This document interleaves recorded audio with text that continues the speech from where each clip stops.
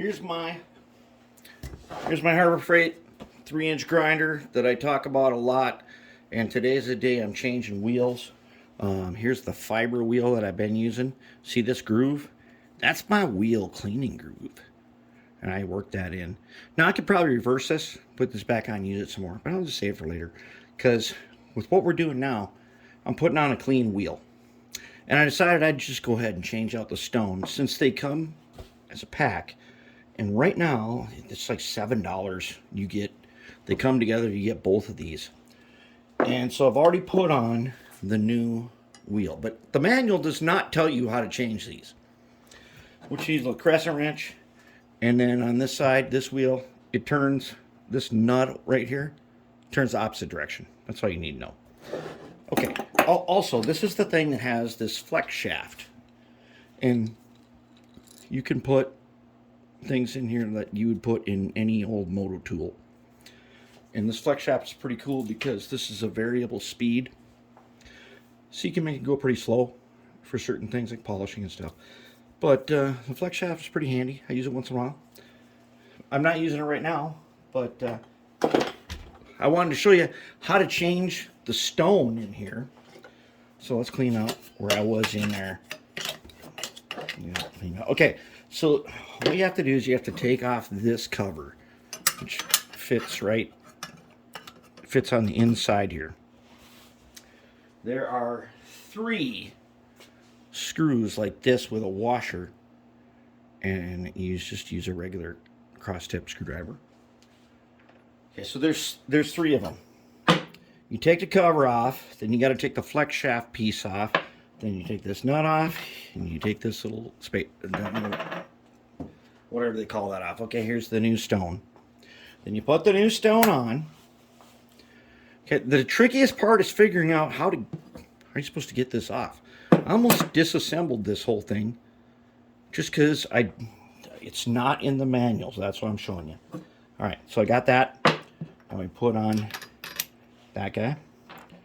Then we put on this guy. Right, and he should go that way. Okay, now we're going to tighten them up.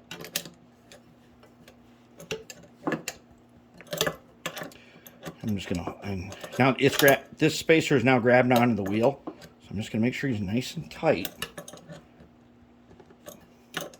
Okay. You don't need to do Hercules strength on this and tighten. Then you got to put the flex shaft piece back on. What this is, here, I'll show you again. Okay, in the end of the flex shaft is this little thing here. And when you put it on the end, it goes in this square slot like this. And then you lock it down with that.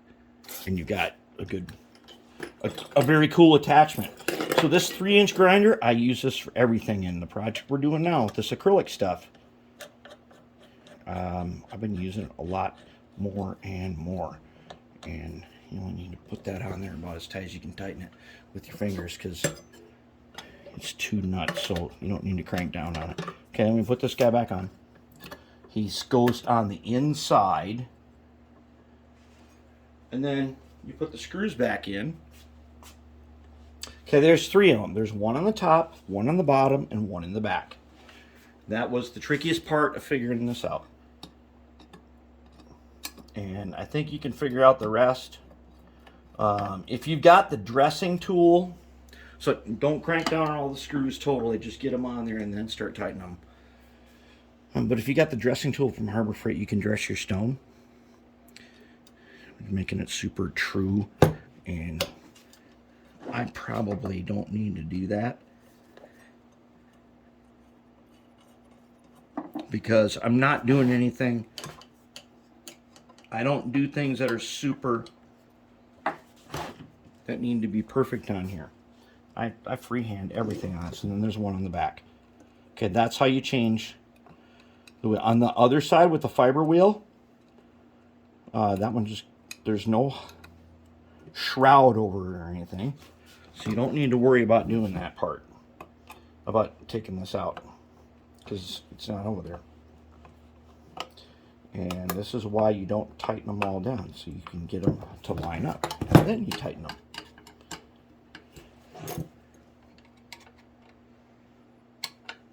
Okay, there we go. Oh, there she is, ready to roll. This thing's variable speed, 45 bucks. It's one of the best buys at Fairbanks. I use it every day.